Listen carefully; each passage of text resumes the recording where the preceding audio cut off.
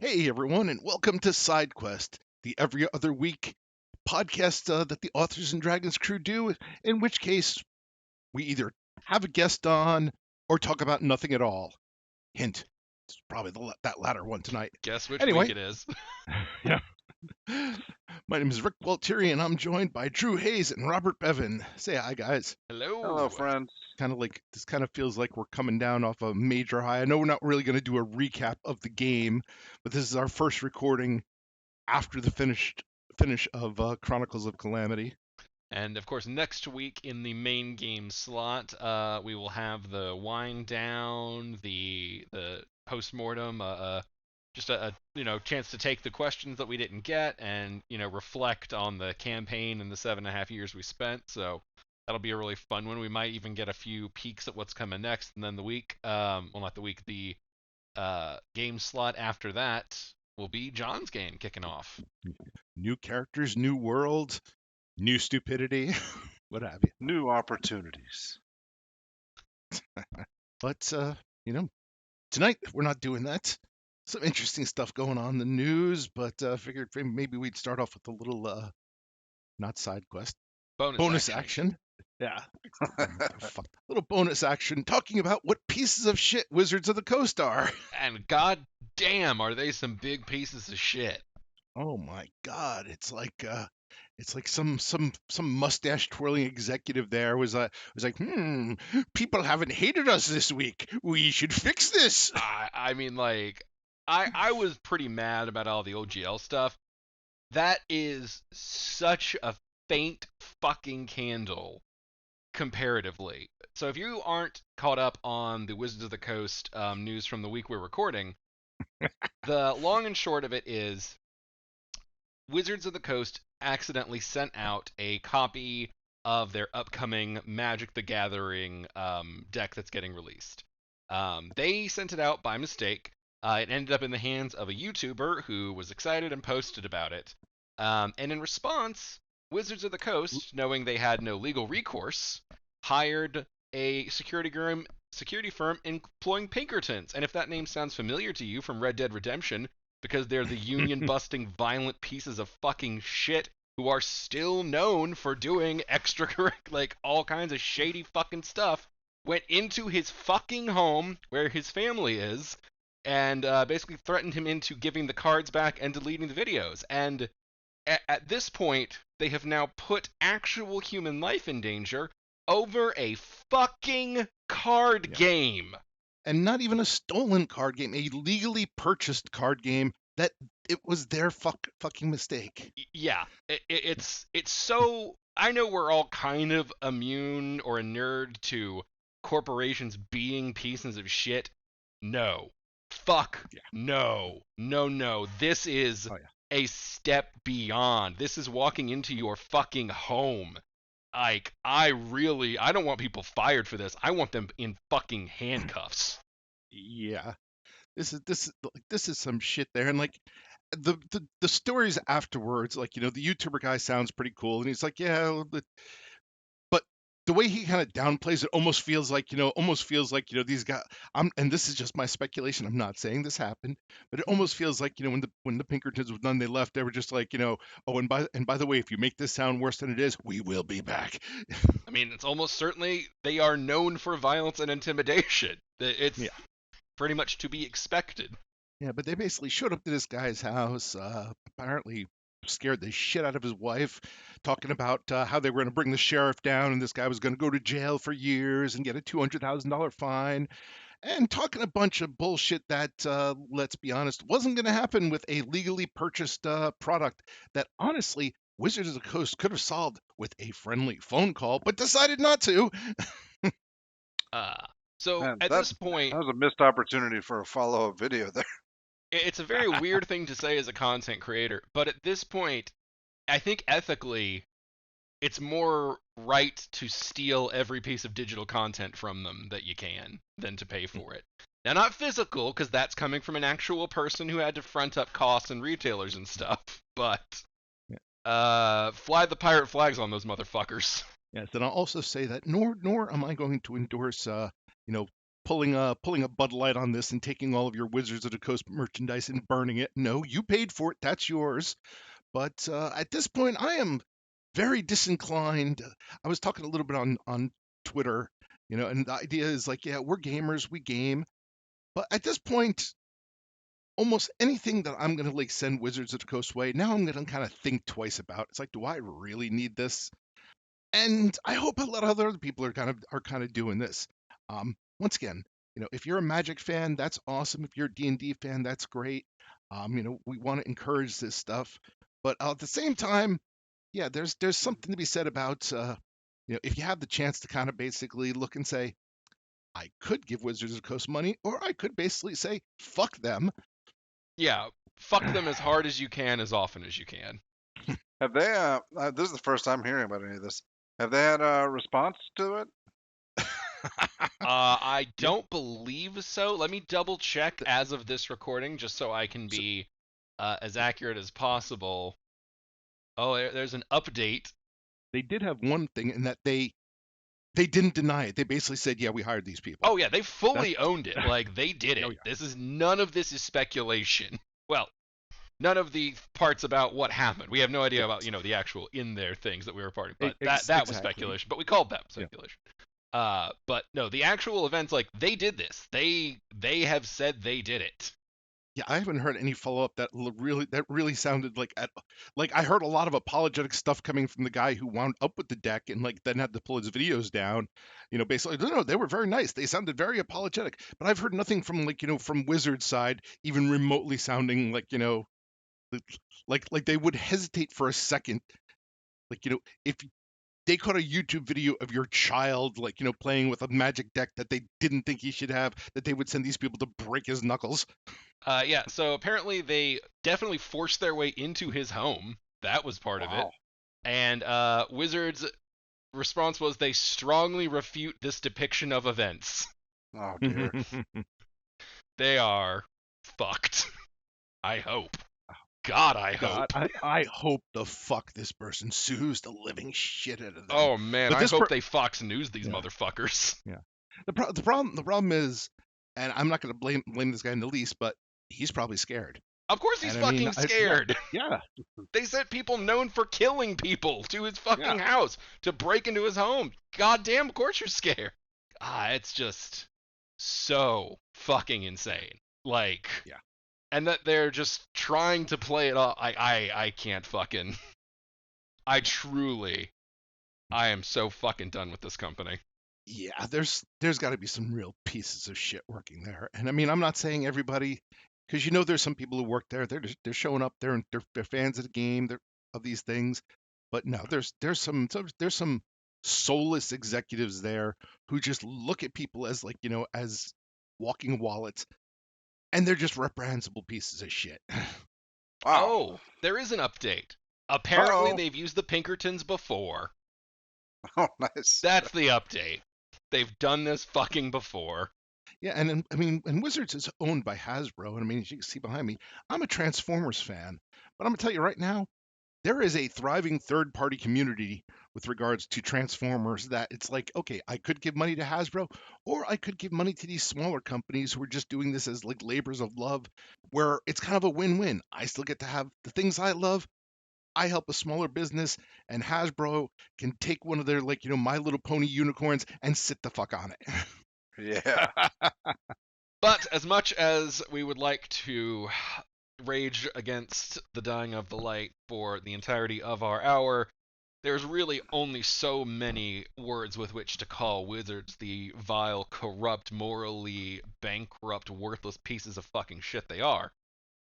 So, to turn things to a lighter note, we have all been slowly, over the past year or so, kind of working our way back into conventions, which, if you missed it somehow, around 2020 came to a screeching halt for, reasons.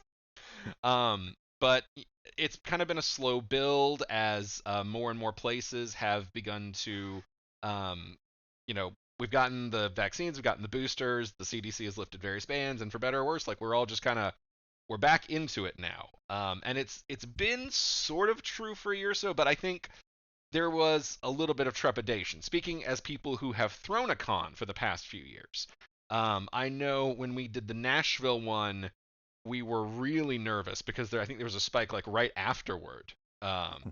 And then even with the Charlotte one, I think there was a spike in the early summer that had us a little bit scared. I could be remembering wrong. It's been a fuckover of a few years. Well, I mean, the Nashville one might have also been a little nervous because it was Tennessee. Not that there's anything wrong with the fine people of Tennessee, but Yeah, I mean, I was I in don't know what you're Texas, so trying to that say was here, Rick. lateral for me at best.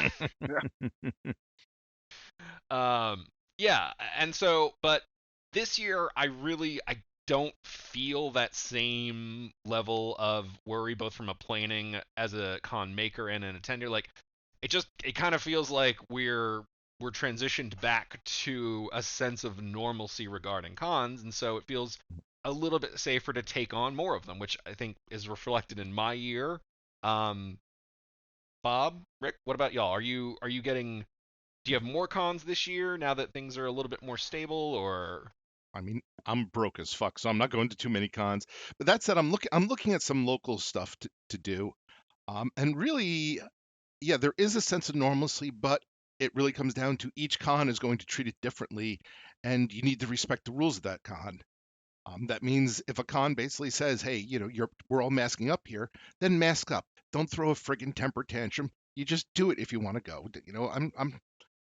My whole thing is, if I am going to a con, I want to have fun. I don't want to make it a statement. So, I yeah, absolutely respect the rules. I should have used a better term there. I think I should have said stability more than normalcy. hmm, Because like I'm not afraid that cons are going to cancel at the last minute in the way that I would have been yes, worried previous year. yes. So I think probably stability is a better reflection of that term. Sorry, Bob. Go ahead. I was just gonna say I've scaled down cons, not exclusively because of COVID. Just I don't enjoy them as an attendee. I don't tend to sell a lot of books when I'm trying to sell books there. I don't network well. I don't like cons except like for like at ours where I get to be the center of attention. Then I like that. But however, I was invited and I will be attending the Southern Fried Gaming Expo. Yeah, sometime this summer. I think it might be in August. Awesome. But yeah, that's aside from ours, that's probably the only one. Yeah. So we've mentioned ours a few times. If you all haven't heard the news, we are of course throwing A&D Con again, Authors and Dragons Con. This year it will be in Portland, Oregon, August 11th through 13th. So far confirmed for guests, we have Matt Dinneman, Amy Landon, and Agnes, along with of course our usual cast of characters. So if you are interested in that, be sure to go to authorsanddragons.com and click on the A&D Con link. There's a place to buy tickets and a specialized hotel link that gets you the discount. So be sure to grab that while those are available. Okay, so moving past the part with the obligatory plugging. Also, this summer I will be doing Dragon Con. I've got my first guest of honor this year. I'm going to Oh, be the guest of honor at Mile High Con in Denver in October. It's the last weekend of October. cool. So you're joining the Mile High Club. Mile High Con Club, which I think means I have sex in a prison in the sky. Okay. Eh. Well, let us know how that goes. If you're in tears the week the week we're recording after, we'll know. Hang on, I'm hastily jotting down the notes for Sky Prison, a romance. Finally. Oh, speaking of, I actually just did a romance-based convention with friend of the podcast and upcoming guest Matt Dinneman. We both did Readers Take Denver in Denver, Colorado, in late March, and that was really interesting because it was, I would say, truly the first purely book-focused convention I've ever gotten to attend. Um, if you have attended conventions to see me or us, you generally know that the space is almost always shared with pop culture in general, comics and movies and anime and all sorts of stuff. Just because there's usually the crowds are so niche, there's not enough generated by one of them to justify a con. But I'm gonna tell you, these folks came out with books on the mind, and they were buying them and getting them signed. Everybody had these like collapsible box totes purely made for hauling books around. Huh. It was cool. It was like a community, very neat little things they had done, an excellently run con, and it was just very cool to be at a con where all of the focus was on the books. Kind of sorry to hear that, like, that no like hardcover, like, no like, book fights broke out where just two people just wailing on each other with hardcovers or so. I mean, there were a lot of things I didn't get to go to, so I'm not gonna say what did or didn't happen. No, that is cool. Yeah, I mean, I don't think I've heard of anything like that here. We got a lot of horror conventions in New Jersey. I don't really go to them because they tend to be ridiculously expensive. But yeah, that would actually be pretty cool to see how that go, like something like that would go. I'm kind of like Bob in that I do pretty decently when I do visit cons, but I don't really have like the sale. I am not John. I do not have the sales pitch of like dragging people in and being like, you're not leaving until you buy a book, motherfucker. But But charming. Uh, oh speaking yeah, of which, we're talking about cons. Probably, and John is not here because he probably is at a con. almost certainly. Uh, yeah, if we did this about the cons John's doing, it would just be the next hour. That man, that man is a machine for conventions. I'm honestly kind of in the boat of you guys. A few years ago, I guess I sort of just had the revelation of I am here for the readers who want to come out and see me, and that's enough.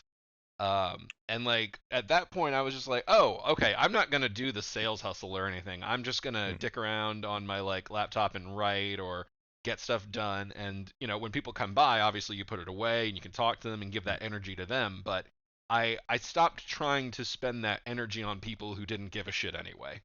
Like I like my dice bowl and stuff, because it does kind of engage people. And I like, I personally need an icebreaker like that because otherwise, somebody uncomfortable comes up and stares at me. I'm standing there uncomfortable staring at them, and we'll just kind of like, have a staring contest, and then they'll walk away, each of us thinking the other's a weirdo.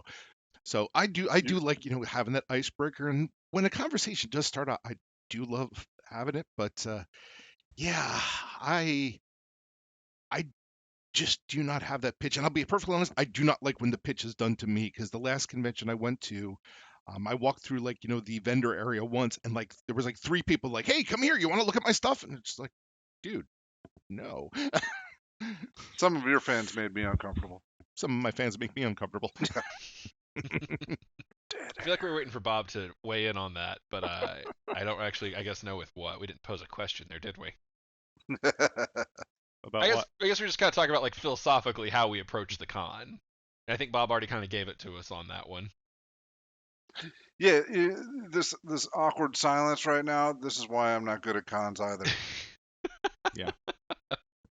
Now it's what's weird is you put me behind my table, and if you start talking to me, I will talk back and like, I need that like, that thing to go. But it's weird. I'm different on panels. On panels, I have no problem, just getting like immediately into it. And I wish I could transfer that portion of my brain to standing behind, like, standing behind the table. But it's like when I'm behind my table, it's almost like, okay, this is a bulletproof shield. And if I had enough books, I would just stack them up so nobody could see me. I mean, you could probably do that. Might be a Yeah, I marketing mean, thing. Ask your riddles and receive a book. Wait, we have to riddle you? I didn't think this through very well. no. You know something? I stack my books and I just have enough of a slot where people can slide either a credit card or money through. You know Bob's gonna try and put his dong through that.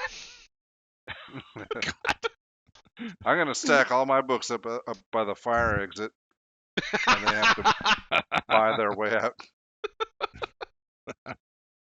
The See, marketing that's innovator. showmanship right there. Yeah, I mean, I enjoy the making conversation part. Obviously, if anyone's familiar with the podcast, talking not a challenge for me.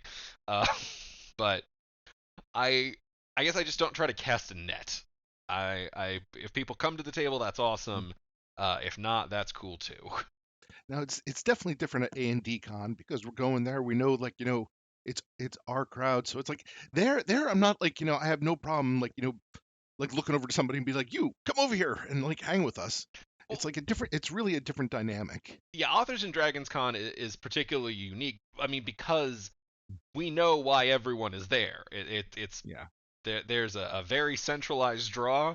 Um, I think we had a few folks who came the first year as guests of people who were attending because it was in Las Vegas, and so that was a pretty easy sell to make to your friends or significant others.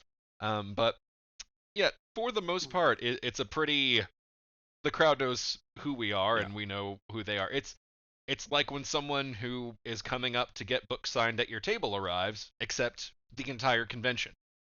Exactly. Whereas conversely, like, Dragon you mentioned, I've been to Dragon, and Dragon terrifies me because it's not because like not even a small fish in a big pond. I feel like a small piece of shit floating on the top of that big pond. Um, and it's just there's just so many people there that I don't know. I did a signing next to Jim Butcher last year. Like literally, I was the next table over, and I felt pretty good about myself because I had like a line that waited for me, and it took me a good like 30, 40 minutes to get through them. I was like, oh, this is a awesome amount of folks who came out for me. But is to make sure I kept everything in perspective. Jim Butcher's line was, as you might imagine, extensively longer than 40 minutes could cover. Well, also you served a very like important purpose there because it's like people would be like, well, where's Jim Butch table? It's like, oh, it's next to that telephone pole that's sticking up out of the ground. God. So convention based experience. I think I've told you all this story, but it did.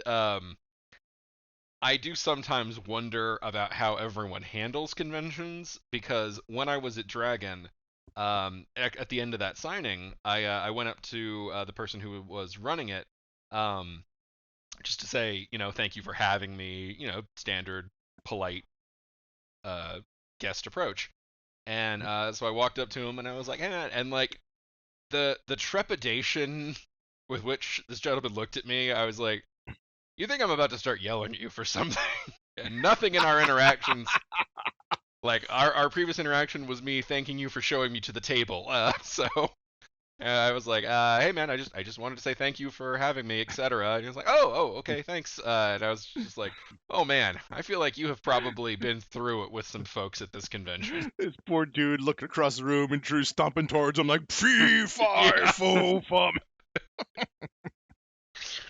Either he has a very specific fear of ball guys, or he was not having a great day. Yeah, that's got to be that thankless job of like of because for every person who says like a polite thank you, there's probably 30 people who are just like you. I'm gonna bitch at you now. I mean, I don't know if it's a saying, but it should be: the bigger the con, the bigger the egos. But like, truth be told, I have that. I haven't ever really seen bad behavior from an author at a con. Yeah. I've seen people get way too drunk, but that's any gathering of multiple people. And I don't know if they were guests or attendees at that point. It was just a bunch of people at a bar. Hmm. Emerald is a shit show, man. Yeah. Oh, did you get a chance to talk to Jim Butcher at all? Oh no, that dude was very busy signing books, and I was not gonna cut Man, those people. that would have been great if you just kept leaning over. It's like, so what's up, man?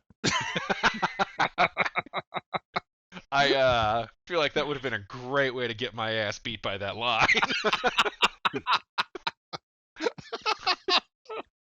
It's like, if you run out of your own books, you can start selling mine. I am excited to go back. It is a I was told by many people that Dragon Con is a lot, and holy shit, Oh, they yeah. were not kidding. That is an intense experience. I mean, sensory overload is the opening point. Oh, yeah. When I went, Rachel and my editor Megan, we all went together, and we were staying in an Airbnb, and it was nice to get on that train to go back to that Airbnb at the end because it was just like, okay, it's quiet. By pure accident / sitcom fate, I booked at the Margaritaville last year. It didn't say Margaritaville when I booked it. It just said Wyndham, but I got there and I was like, Well, this is appropriate. Yeah, I was gonna say that's on brand. Yeah, exactly. It's like, all right, Fate, I get it. And the pool did rock. They had like sunscreen on tap and a dude playing steel drums. Sunscreen on tap. I wonder how many people just like walked over there with like a glass and like poured like, oh, this is terrible. The daiquiris here suck. I I guess I should have said sunscreen on pump, but I want to know Rick's mindset that he would open a tap and see a sunscreen consistency liquid fill his cup and stay committed to that course of action. I'll try it. Yeah, exactly. You know, I'm gonna be like, okay, this sort of looks like like a smoothie. Oh, it must be coconut because of the sunscreen-like smell. You're just making it sound more delicious. Yeah. What, you've never had a pina colada?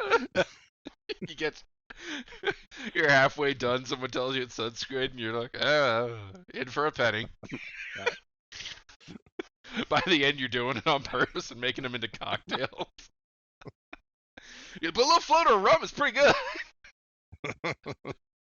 I mean, technically, you put enough rum in anything, it's pretty good. Oh man. So, what are some of your best con lessons you've learned through the years? General travel tips can also apply. One of my favorite ones is one I taught Steve inadvertently when we were at one of the A&D cons, and it's the first thing I do whenever I land at a con or a general trip is I find the nearest pharmacy / CVS / store and I go buy better toilet paper than what the hotel stocks because it's always one ply bark. I felt bad when I did WivaCon because it wasn't a big con, but I had a table with like books and stuff, and I'm standing behind it, and my wife calls and she's having an emergency. It wasn't really an emergency. It was more like she had gotten groceries delivered, but they didn't come the right way, and it was like you have to fix this, and it was like, why I'm 500 miles away, and of course that's the point when like a few people walked up and I'm having her screaming at me, and I'm like trying to deal with this, and yeah, that was just not a good thing. That's one of those things where it's like the lesson there is when the people walk up, it's like, okay, you got to be on hold. You got to give like the people there the full the full the full attention. They're there if they're walking up to you. You can't give any unless it's life or death. You really can't you know play any games with that. Fortunately, I managed to find them after the fact and apologize, but I felt really bad about that. Yeah, I guess similarly, I say every con, I'm never bringing my family again, but always fail. And I will say, having set up a table next to a certain someone, I'm glad that I always over prepare and bring extra pens and things like that. I've gotten better. I think that first con we were at, you showed up with like with books, and it was like, I don't know, did you even have a credit card reader? No, I still don't. I had one at one point, and I dropped it in a toilet.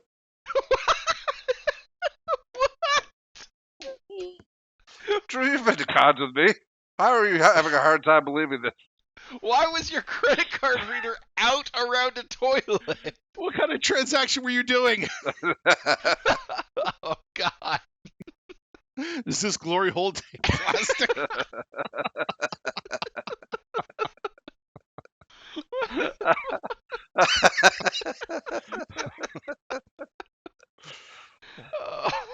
Uh, What was he gonna do? Not tip the bathroom attendant? Okay, okay. So I was gonna ask, well, how have you done A&D cons? And I remembered we did the condensed bookstore. So yeah, that tracks. yeah. Yep. All right. Oh, I love that condensed. Well, the only thing I didn't like about this past year was I didn't understand the instructions, so I brought a whole bunch of table stuff that I didn't realize I didn't have to pack and bring. Oh, Because it was just like, oh, you just need my books. Okay. condensed bookstore is great. That one, I don't know if we can call it a lesson, but it was John Hartness's idea from a few years ago rather than all of us singularly running our own tables and eating up shitloads of time when we could be doing other stuff at the con and putting on panels, interacting with folks. Um, we just piled our books into one consolidated bookstore, shared our price list, and had people acting as the checkout folks.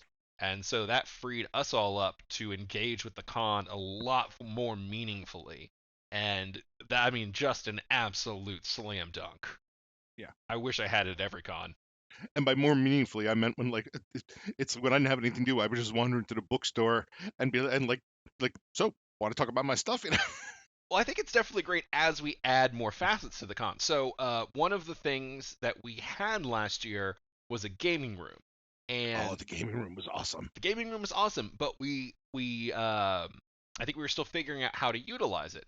So one of the things we're going to do this year is I'm asking the A&D casts, some of the folks who volunteer, to bring or suggest their favorite games, and we're going to have them lead some sessions, some scheduled sessions in a game room. So if you want to game with or around some of the cast members, there'll be opportunities for that. And that's the sort of thing we couldn't have done in the days when we were all having to sit at our own tables. Like, it really lets us kind of spread ourselves out and more. If you show up and I'm in the game room, bring a knife because we're playing chop poker. But not a poop knife. Now, there was a Tales of the Dark Side episode years back where these two gamblers who hated each other, they're like, no, we're going to play a game called Chop Poker, and if you lose a hand, you lose a finger.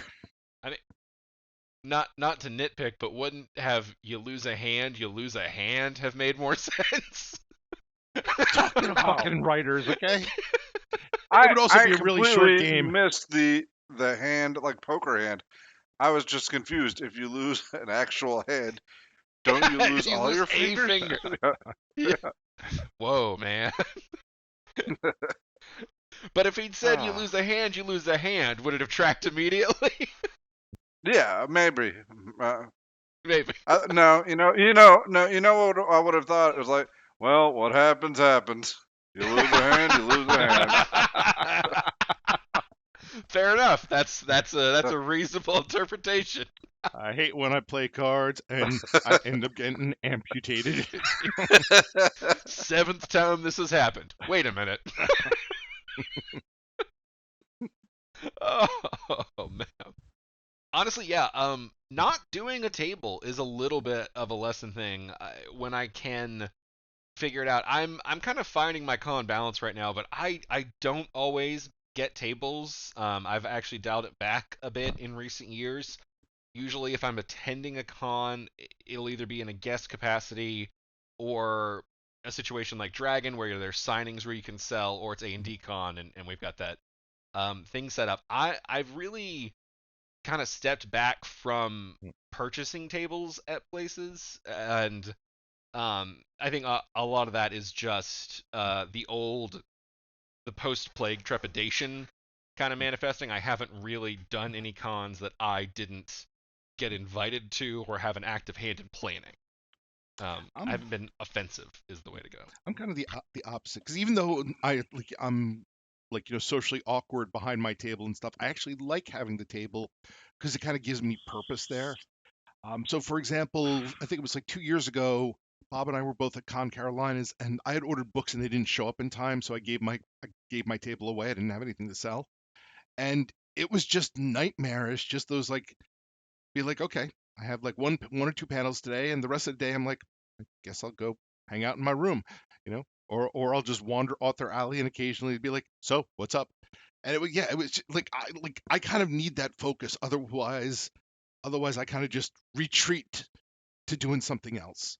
So even That's if how I I am am. horribly uncomfortable, even if I'm horribly uncomfortable behind that table, having that table kind of gives me purpose, because otherwise I'm just gonna really not know what to do with myself.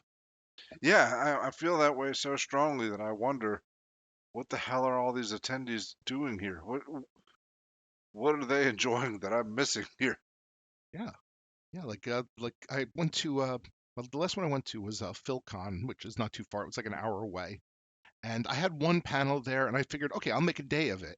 Because my panel was in the evening, and I showed up early because I wanted to just experience the con, and that lasted for about 30 minutes before I was just like, okay, I guess I'm gonna find a table and sit here and play games on my phone.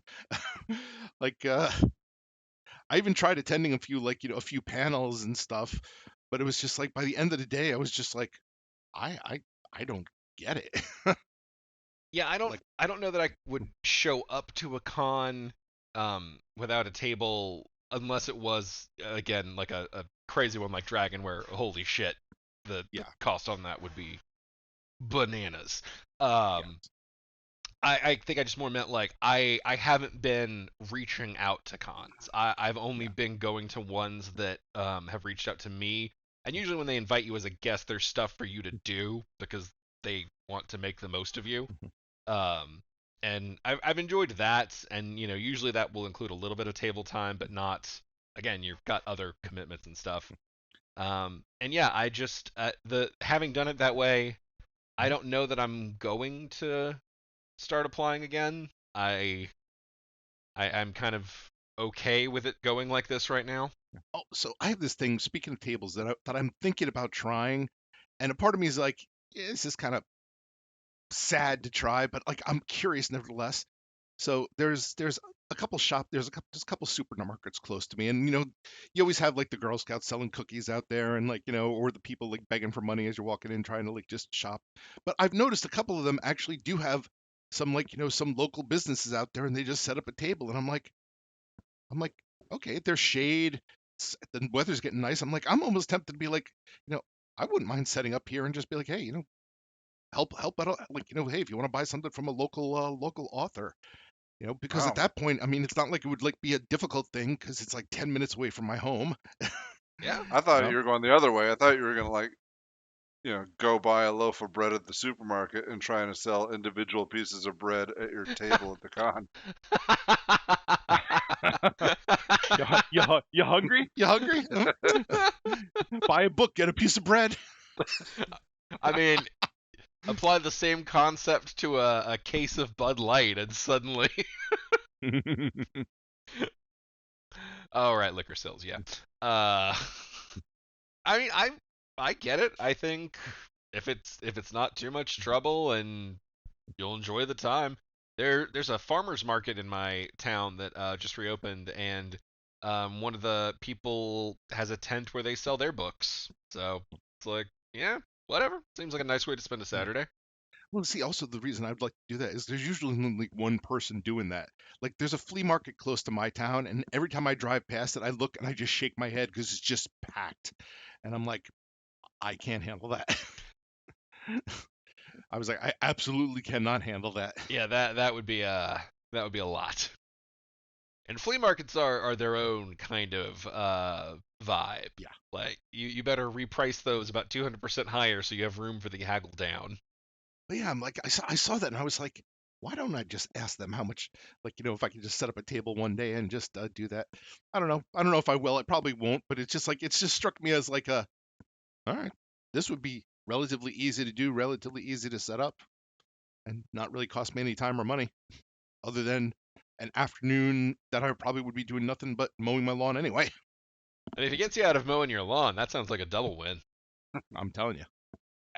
There is kind of always that drive to be looking for the next new avenue, like the next way to reach readers. Because so much of this job's challenge is getting Mhm. your work in front of the people who would enjoy it. Oh yeah. And that job gets more difficult every fucking day. Yeah. Yeah, it's a wild one out there, and now everybody is terrified about the AI aspects, which I'll be honest, I don't even understand enough to know why I should be afraid of. So that's not a great feeling. I think I understand enough, and it really just comes down to it's difficult enough to get visibility on Amazon right now. But imagine if every day there was just hundreds and hundreds of like, of shit robot generated books, pouring in where it's just like at that point it's just like it's a fucking avalanche, uh, that you're constantly trying to shovel out from under. And I mean, everybody like the optimists of the world, they do like to say, well, the cream rises to the crop, or the cream rises to the crop, the cream rises to the top, and I'm like, not if there's a whole bunch of scum blocking the way. And I mean, even the cream rises to the top. It assumes that I guess a lot of self-selection in a time frame that there are so many fucking books out there, Yeah, so many books, and so many. even taking away aside the actual monetary success of it, we write books because we want people to enjoy reading them. I feel like that's a pretty general statement regarding writers, and it's more heartening to get it to people who like them. And so Yeah. I don't know, it's discouraging when you're writing books, I think, and you feel like you did a good thing, you're proud of it, but it's not reaching the audience that you feel like would enjoy it. Well, yeah, because there's a lot of marketers out there, and there's no joy in reading it. Basically, their joy is cashing the checks at the end of the day. And don't get me wrong, there's nothing wrong with cashing a check, but there comes a point when you have commoditized and gentrified the entire process, where at that point it's like, why don't actually you get a job? Because you probably would work a lot less hard for more benefit. Yeah, people trying to strike it rich through the Amazon creation or Kindle creation program is always a little bizarre to me. I was like, there have to be better uses of your time. Oh my God, it's all over fucking TikTok. Like I can't literally like, scroll through my timeline without seeing everyday videos. It's like, hey, you know, buy my $3,000 course and I'll show you how to make passive income without even knowing how to write a book. You too can be an Amazon bestseller. And it's just like, Jesus fuck, like if I could reach out and just like, and just do to these people what I would want to do, it would not be kind. But then it's like the people who fall for this stuff, and it's like, okay, do you really think you're going to make a lot of money by going to Wikipedia, copying a few things, and pasting it and saying, "Oh, look at me, I'm a published author"? Like, I mean, what the fuck do you think is going to happen with that? I will actually give people some benefit of the doubt on this. I think we tend to forget because we've been behind the curtain for so long. Hmm. But if you haven't published a book from the outside, this shit looks like alchemy. It's Hmm. not it's not a thing that's ever been made very clear about process wise unless you know to go to trusted sources. Like I wrote a book about publishing that I can stand behind, but that requires you to A, know who I am, and B, trust the shit I say. And also one of the first things I say in this book is it's all given in good faith, but it could also all be wrong for you. So Yeah. um it's just there is a level of mystery to writing, I think, as a career, um, that has been held up perpetually, and it's not the wisest decision to invest in those schemes. Like, if it sounds too good to be true, it is. But I don't know. I give them a little bit of leeway just because I don't know. Hmm. So much of this career sounds like fucking magic Yeah. anyway. No, you're not wrong. I like to do, like on my Facebook page, I like to do kind of behind the scenes posts, like, oh, hey, this is how Kindle Unlimited works. This is how this works. This is how other things work. And people like do tend to be amazed, like, wow, I never would have guessed that or so. Um, so yeah, there's probably some validity to what you're saying.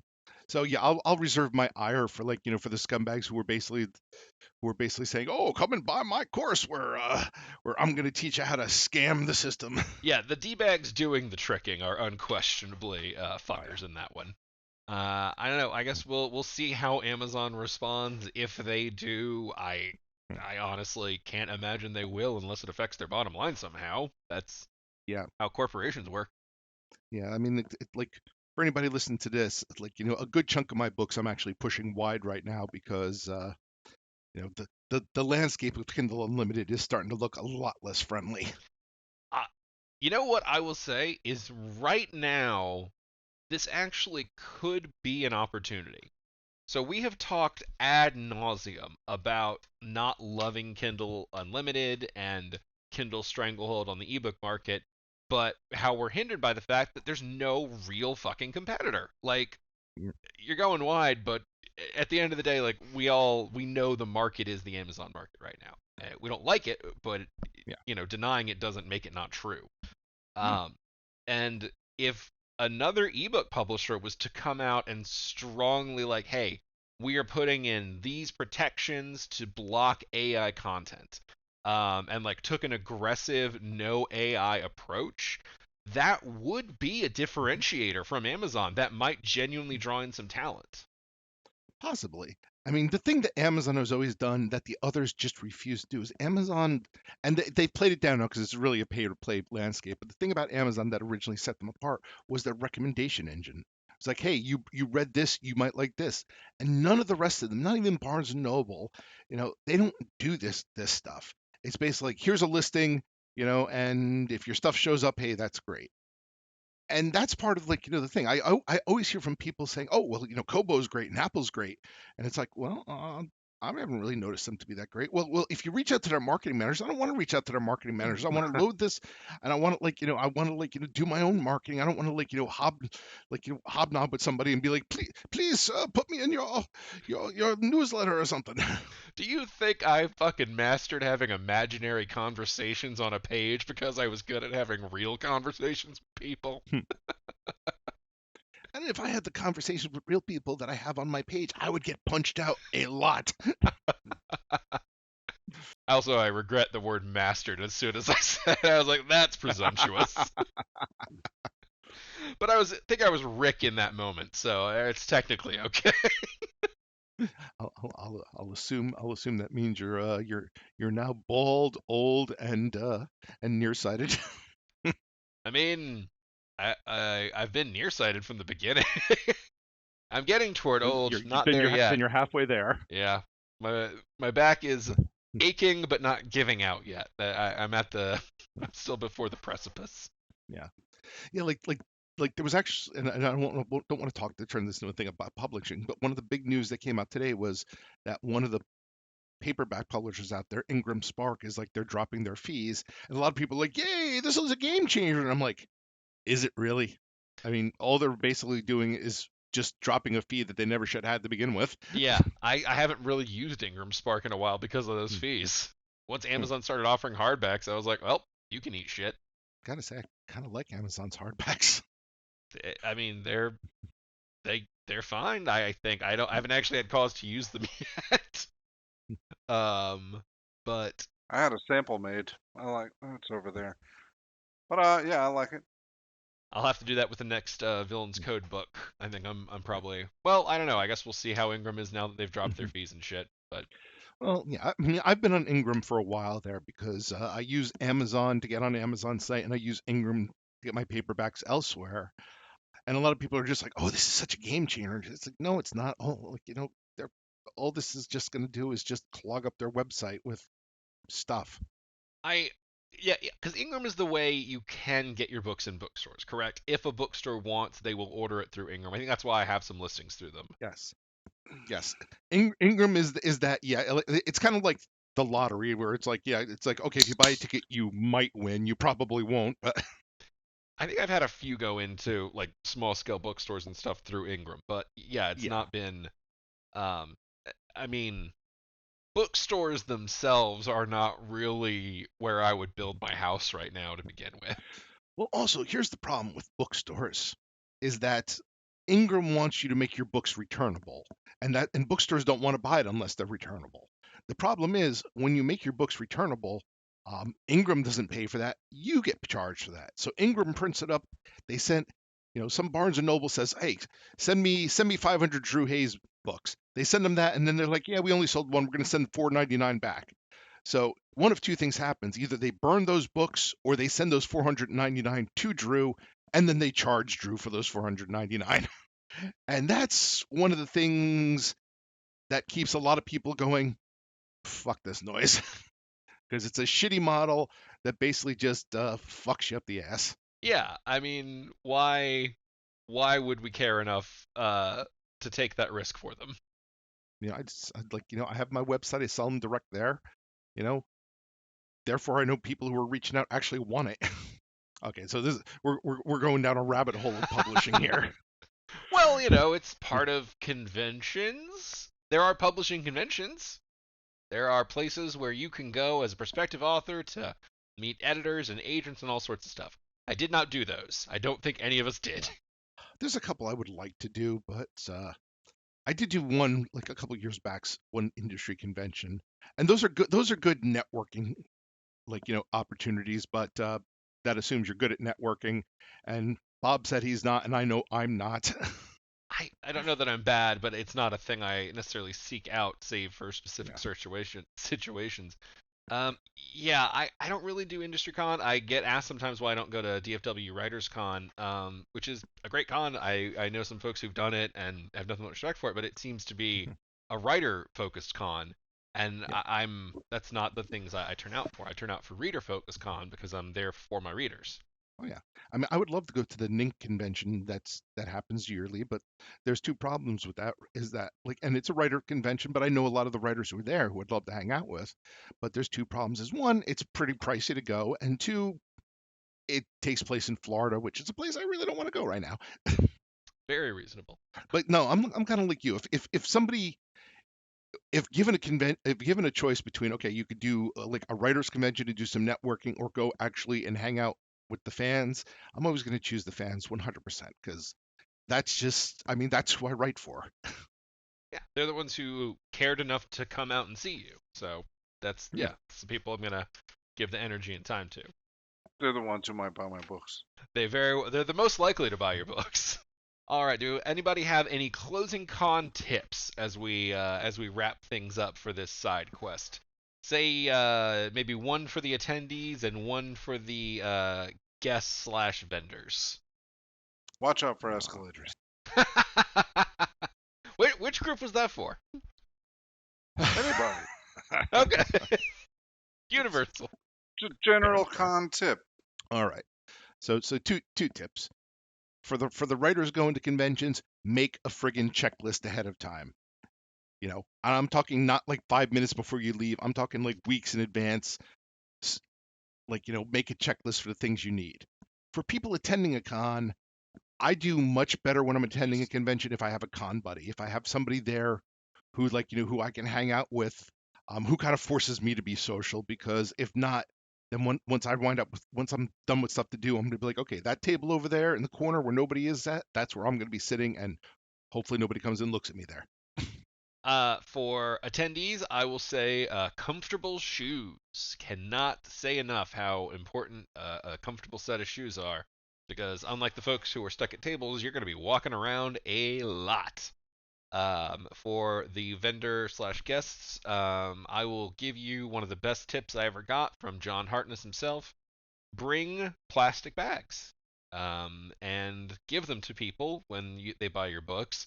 And then if you see people who have arms full and need a bag, offer them a plastic bag. And that is an easy segue into talking about your books.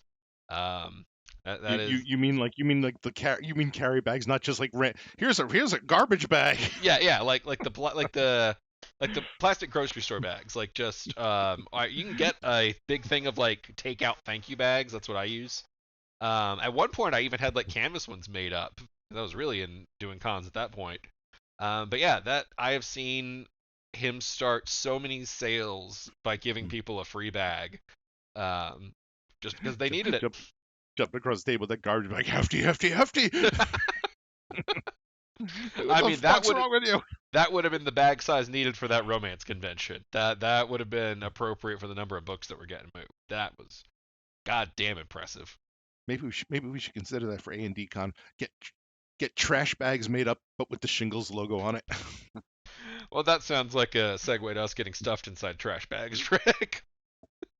And I don't need to relive high school. All right, everybody. I think that's going to do it for this week's side quest. We will be back next week with the wind down episode of Chronicles of Calamity. Until then, bye. Bye, friends.